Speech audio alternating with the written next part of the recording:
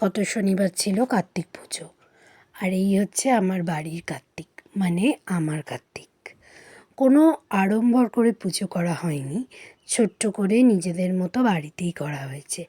এই যেমন ফল, মিষ্টি, লুচি, সুজি, মালপোয়া, ভাজাভুজি এইসব করে দিয়েছি। আর সাথে একটু ফ্রুটি, চকলেট, চিপস। আসলে কার্তিকও তো বাচ্চা, তাই কার্তিককেও তো এগুলো দিতে হবে।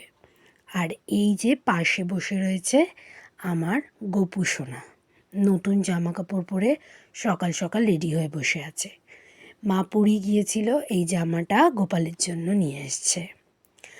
আর কার্তিকের পুজো বলে শুধু কার্তিককে এইসব দেওয়া হবে, গোপু সোনাকে দেওয়া হবে না তা তো হয় না। তাই গোপু সোনার জন্য এসব করা হয়েছে। 5 বছর আগে যখন প্রথম কার্তিক আসে আমাদের বাড়িতে, প্রথম বছর বড় করে পুজো করা হয়েছিল।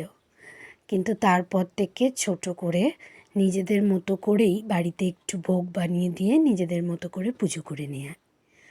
আবার যখন কার্তিক মূর্তি হিসাবে নয়, মানুষ হিসাবে ছোট্ট কার্তিক বা লক্ষ্মী যাই হোক হয়ে আসবে, তখন আবার বড় করে পুজো করা হবে।